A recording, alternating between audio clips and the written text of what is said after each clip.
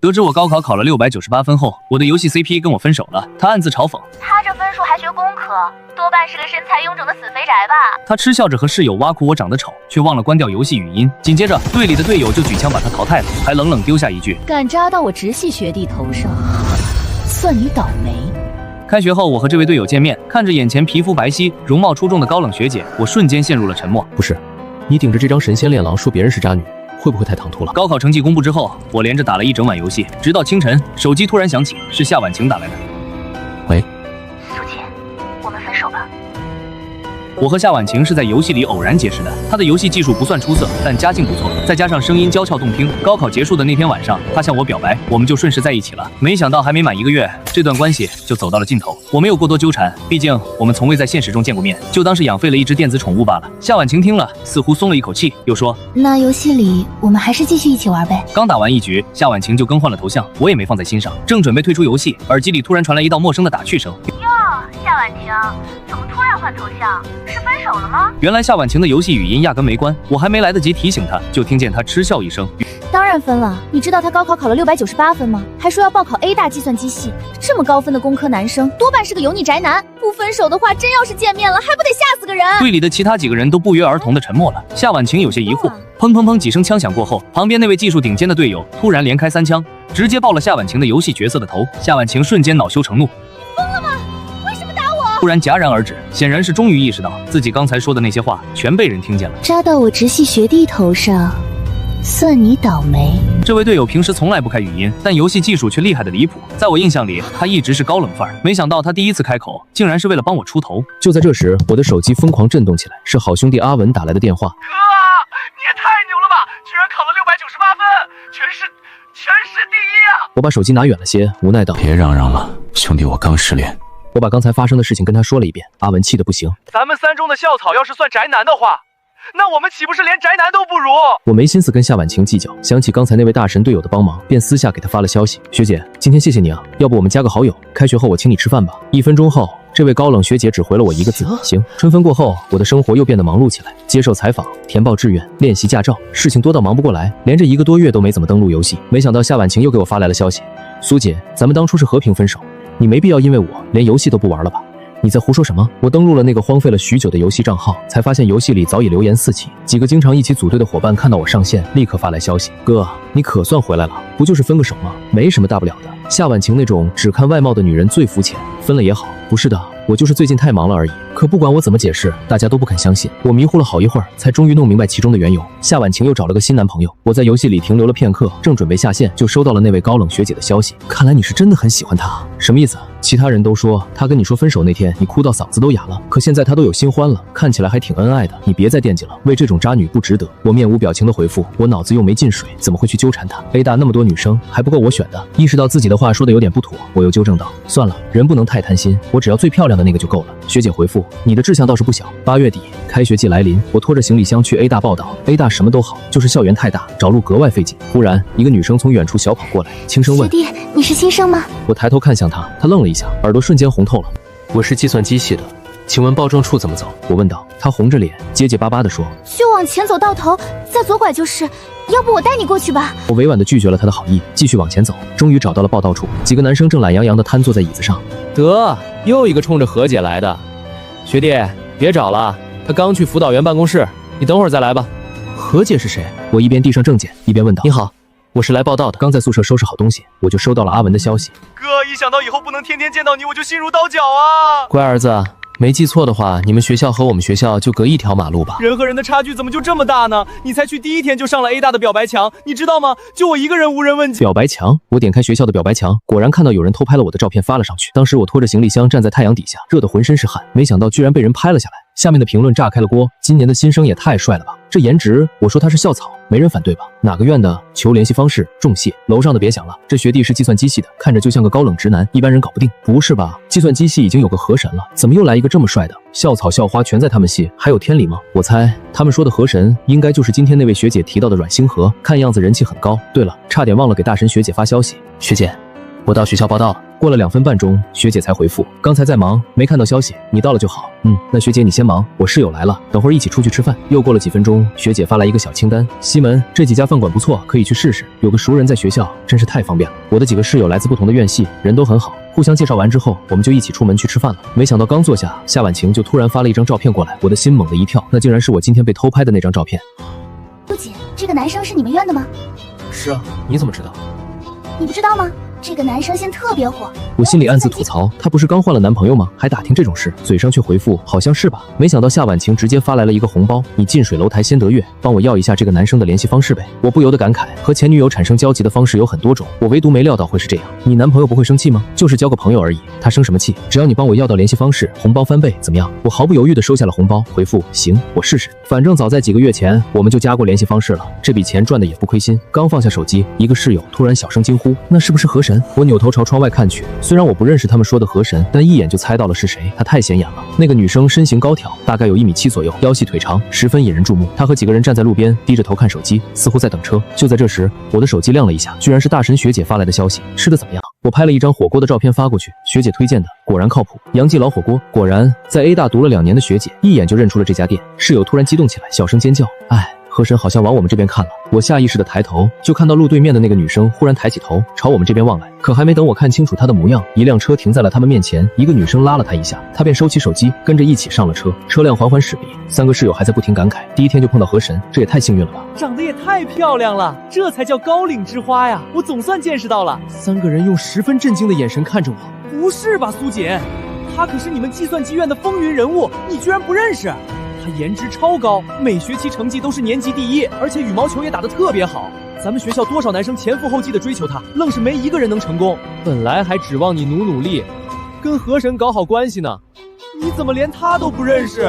我又登录了游戏，没想到大神学姐居然在线。刚开学应该很忙才对，她怎么还有时间玩游戏？我坦诚地发消息，后天就要军训了，到时候我就没时间玩游戏了。想起室友之前说的话，我忍不住多问了一句：学姐，你认识河神吗？学姐回复了一个问号。我又问：你和他谁更厉害啊？学姐过了好一会儿都没回复，我开始反思自己这么直接的问是不是不太合适。我赶紧补充：学姐放心，我就是随口一问，我不是那种只看外貌的人。在我心里，学姐你才是咱们计算机院的大神。学姐这次终于回复了，有些夸奖，不说也罢。我心里有些无奈，怎么表忠心还被嫌弃了？我是真的觉得他很厉害啊，没办法，我只能换个方式。那等军训结束了，我请你吃饭吧。学姐回复了一个 OK 的表情。第2天军训结束后，我在回去的路上拿出手机，发现学校表白墙又讨论的热火朝天。通知，新进校草结束军训，从东操场出来了。有一说一，是真的帅，军训服穿在他身上，居然穿出了制服禁欲感。听说他高考考了698分，上天到底给他关上了哪扇窗啊？刷了一会儿，我正准备收起手机，夏婉晴的语音电话突然打了过来。喂，有事吗？我语气平淡，他的语气有些迟疑，还带着几分莫名的紧张。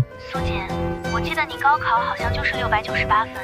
对啊，怎么了？夏婉晴那头沉默了好几秒，像是在琢磨该怎么开口。那你现在是不是在？电话里突然传来另一个女生的声音。婉晴，你账号又没了，我扛不住了。我忍不住给阿文发消息，你跟夏婉晴对上了。兄弟放心，今天铁定给你出气。不说了，今天再虐他100次。别太累，等会儿我请你喝东西。这边刚给阿文回完消息，耳边就听见夏婉晴对那个女生说，估计就是凑巧分数一样，怎么可能是同一个人？我有点没听清楚，你说啥？他的语气忽然放松下来。哦，没什么，刚才是我室友在用我的号打游戏。挂掉电话后，我走进了奶茶店，2杯多肉木瓜，打包谢谢。正准备扫码付款，旁边突然伸过来一只手，抢在我前面付了。我疑惑的回头，就看见一个瓜子脸女生笑着看向我。你是苏锦吧？我是隔壁外语学院的，能不能加个好友？不好意思啊，我不用微信。他的神色有些尴尬。那电话号码呢？不巧，我手机坏了，多少钱？我还你。我翻了翻口袋，却发现没带现金。他像是看出来了，笑意盈盈地说：既然你手机坏了，那留个联系方式呗，回头有空再还我也一样。我皱了皱眉，有点不耐烦。就在这时，身后忽然传来一道清淡的声音：34是吧？我转给你。我回头，当场愣住，那个女生也惊住了。阮学姐。阮星河把手机递了过去。不是要加微信吗？加我的就行。那个女生的目光在我们俩之间来回打转。学姐，你们同一个学系的，联系方便。阮星河像是笑了笑，顺手又帮我付了2杯奶茶的钱。那个女生脸色一阵红一阵白，终究没敢加阮星河的微信，拿着奶茶匆匆走。我递过去1杯多肉葡萄，谢谢学姐。她没有接。2杯，另一杯是买给女朋友的？不是，是给我朋友带的。最后还是没接那杯奶茶。我们就这样走出了奶茶店，走了一段，发现居然同路。他不会以为我是故意跟着他吧？好在他也没多问，接着往校门口走去。他话很少，就这么安静走着。路上时不时有人往这边看，眼神满是八卦。我硬着头皮找话题。学姐，我觉得咱们院的学姐人都特别好。阮星河脚步顿了一下，像是轻笑了一声。河神学姐是这样，师姐你也是，人还特别好。金哥，我跟阮星河道了别，朝他走了过去。阿文眼睛瞪得溜圆。不是你们校花阮星河吗？你俩怎么一块的？这你都认识？拜托，你们学校表白场，你俩各占一半，好吧？行吧，就是偶然碰到的。我说着，突然拍了下脑袋。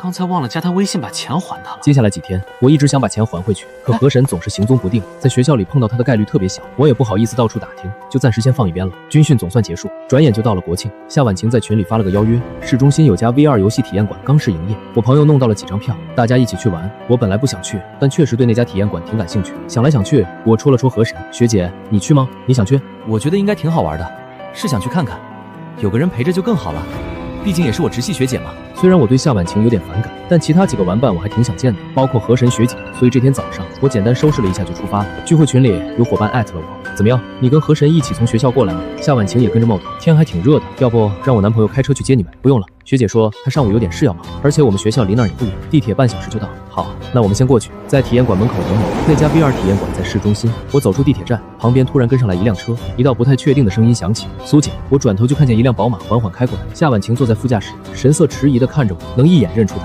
还是因为她最近又把头像换成了自己的照片，想不认识都难。我还没来得及说话，就听她惊喜地说：“真的是你啊！我刚才还以为看错了。”主驾驶的男生警惕地打量着我。婉晴，这是谁啊？你们认识？夏婉晴笑着点头。认识啊，我有个朋友跟他一个学院。对了，就是游戏群里 A 大的那个男生 Zip， 你知道的。你去哪儿？要是有空的话，可以去3楼那家新开的 VR 游戏体验馆，现在还在试营业，一般人拿不到票。刚好我朋友送了我几张，特别有意思，可以跟我们一起玩。旁边的男生有些不悦。婉晴，后面按喇叭了，咱们先去停车吧。到了3楼体验馆门口，他们从地下车库坐电梯上来，比我先到一步。那个男生看见我，微微皱起眉，宣誓主权似的搂住了夏婉晴的腰。夏婉晴却推开了他的手，惊喜地朝我走过来：“你来了，给你票。”婉晴，就这几张票你给他了，等会儿其他人来了不够怎么办？这有什么？再多要一张不就行了？不用麻烦了，这里面本来就该有我的票。夏婉晴脸上的表情瞬间僵住，愣了好一会儿才开口：“什么？忘了自我介绍，我是 Zip， 本名苏姐。”夏婉晴的脸色瞬间变得格外复杂，连说话都结巴了。你说你是？这时电梯门开了，又上来3个人，2男1女，看着也都是大学生。那个女生大概听到了我的话，急忙跑过来，睁大眼睛：“你就是 Zip？” 我点了点头：“你是知识多多。”他用力点头：“你也太帅了吧！之前我还想着这段时间你水平有点下滑，来了一定要好好督促你进步。可现在我只想问，帅哥，以后咱们还一起组队行不行？”我忍不住笑了。那应该是我兄弟在玩我的号，这段时间确实有点忙。他恍然大悟，原来如此。我就说你最近怎么乱杀，尤其对夏……意识到说错话，他猛地停住。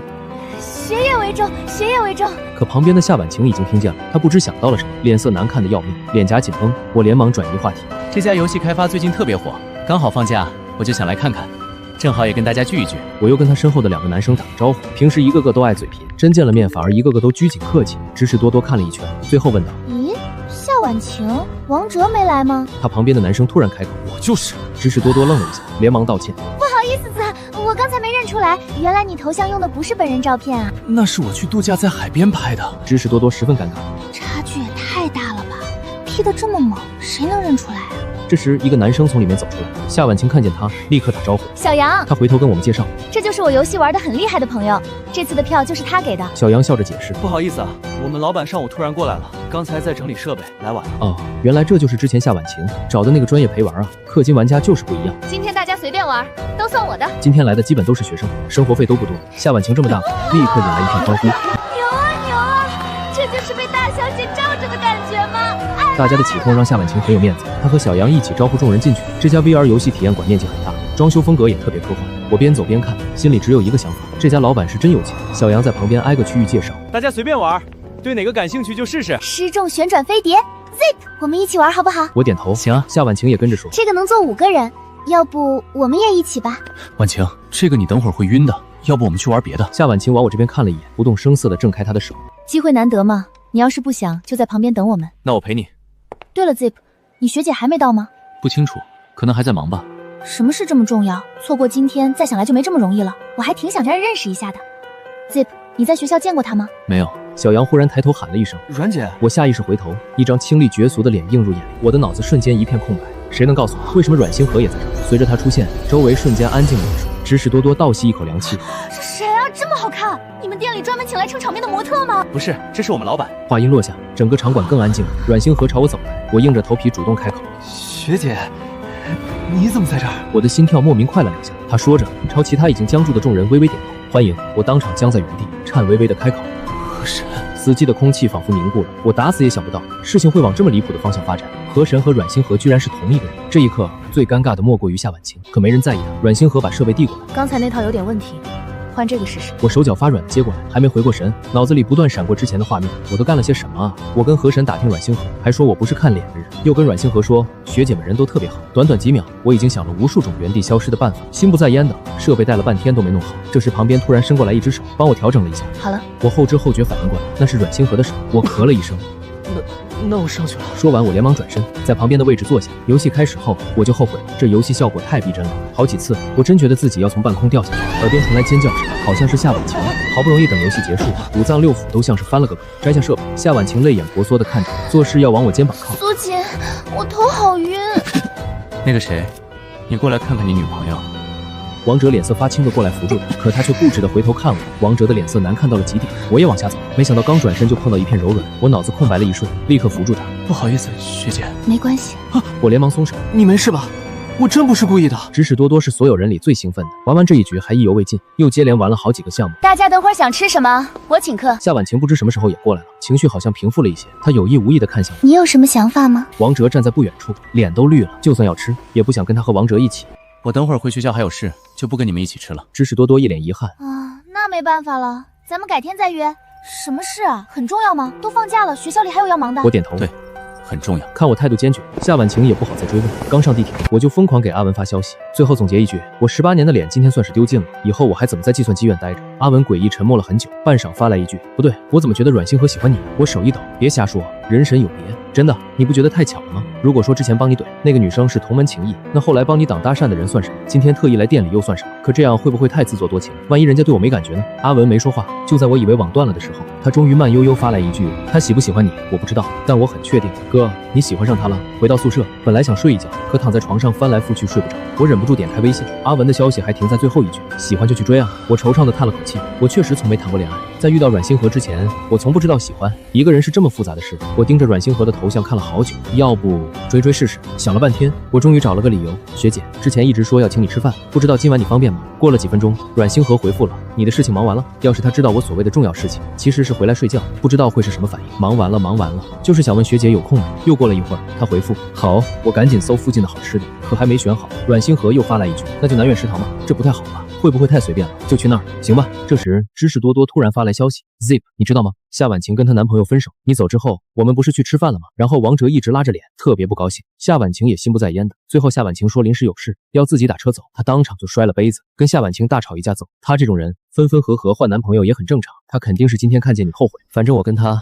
本来就没关系，这些跟我也无关。可没想到夏婉晴很快就给我发了消息：苏姐，我现在在你们宿舍楼下，你能下来一趟吗？我走到窗边就看见夏婉晴站在楼下，我回了她一句：你回去吧，我们之间不可能。可她不依不饶：苏姐，我错了，之前是我做的不对，我现在想清楚了，我真正喜欢的是你，你再给我一次机会好不好？不管我怎么说，夏婉晴始终站在楼下不走，一副非要等到我下楼的样子，弄得我烦躁不已。就在我想该怎么解决的时候，手机突然响了，居然是阮星河打来的语音电话。我接起：学姐，下来。我愣了一下，立刻往窗外看，就见阮星河居然也来。学姐，你怎么来了？不是要一起吃晚饭吗？夏婉晴看着我和阮星河，苏姐，你这是什么意思？我实在懒得跟他多废话，就是你想的那个意思。可之前明明我们……你也说了是之前，只许你换男朋友，不许我找个更好的。既然阿金不想见你，那就麻烦以后别再来打扰他了。以前的事他能不计较，我可不一定。我愣住了，震惊的转头，他刚才说什么？阮星河却仿佛对周围那些八卦的目光毫不在意。我们走吧。直到走到餐厅，我的理智才回来。学姐，刚才不好意思，我一时着急，就拿你当挡箭牌了。挡箭牌？你的意思是不想认了？什么？大家都看见了，这是我第一次跟男生单独吃饭。学姐，等一下，我觉得哪里不对。我努力让自己冷静，重新理了一遍。这顿饭是我为了感谢你才请的，对不对？那就对了。我们……但因为是你，我才答应的。我怔怔地看着他。什么？阮星河黑眸看向我，像是带着无形的吸引力，让人忍不住心跳加速。现在在别人眼里，我是你的人了。他的脸颊泛起一抹红晕，在我看来也是。他的脸颊泛起一抹红晕，在我看来也是让人心动的要命。我张了张嘴，半天才找回自己的声音：学姐，你别开玩笑了。我像是开玩笑的样子吗？阮星河垂下眼眸，长睫在灯光下投出一小片阴影，语气淡得像是在讨论明天的天气。苏锦，我从不做没意义的事。我心跳漏了一拍。南苑食堂这会儿人不算多，但我们俩往这儿一坐，周围的气氛明显不对劲了。没过几分钟，我手机就开始疯狂震动，宿舍群、班级群，甚至游戏群，消息全在刷屏。卧槽，苏锦和何神在南苑食堂吃饭，真的假的？何神不是从来不跟男生单独吃饭吗？我室友就在现场，说何神脸红了。校草配校花，计算机系内部消化，我酸了。我尴尬地把手机扣在桌面上，阮星河却像是早有预料，慢条斯理地加了块糖醋排骨放到我碗里。吃饭，别看了。我犹豫了一下，还是问出了这个盘旋在脑海里很久的问题：学姐，你在游戏里的时候就知道是我？阮星河动作顿了顿，抬眼看我，你觉得呢？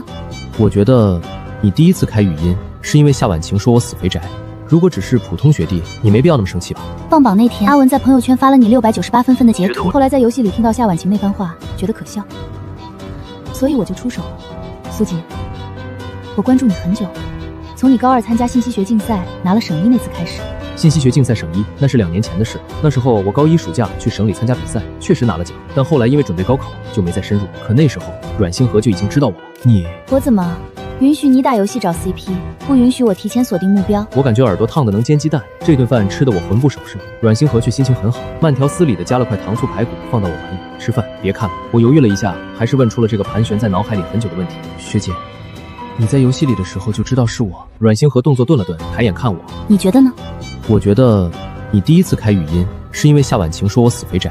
如果只是普通学弟，你没必要那么生气吧？放榜那天，阿文在朋友圈发了你698分的截图，后来在游戏里听到夏婉晴那番话，觉得可笑，所以我就出手了。苏锦，我关注你很久，从你高2参加信息学竞赛拿了省一那次开始。信息学竞赛省一，那是2年前的事。那时候我高1暑假去省里参加比赛，确实拿了奖，但后来因为准备高考就没再深入。可那时候阮星河就已经知道我了。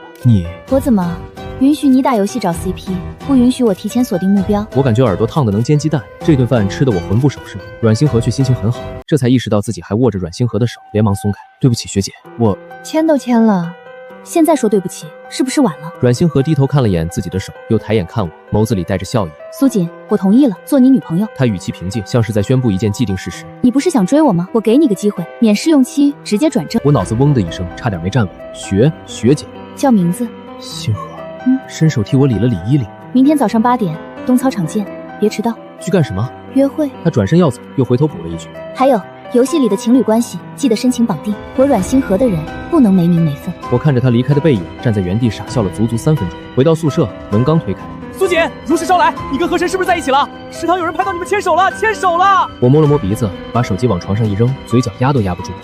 在一起了。畜生啊！开学才几天就把校花拿下了，计算机系的男生还活不活了？请客，必须请客！我笑着应下，拿起手机点开游戏，阮星河的 ID 亮着，我深吸一口气，发送了情侣关系申请。几乎是秒过，他发来一条消息：早点睡，明天见。我盯着屏幕看了很久，回复：好，明天见。窗外月光正好，我想这大概是我18年来最幸运的一个夜晚。第二天我起了个大早，对着镜子换了3套衣服，最后室友看不下去了，扔了件白色卫衣过来。别折腾了，和珅喜欢你穿什么的都行，但这件最显少年感。7点45，东操场空无一人，晨雾还没散，我绕着跑道走了2圈，心跳比脚步还快。来这么早？清冷的声音从身后传来，我回头，阮星河穿着浅灰色运动套装，头发扎成高马尾，手里拎着2杯豆浆，晨光落在他脸上，好看的不像真人。我怕迟到，我老实回答。他走近，把1杯豆浆递给我。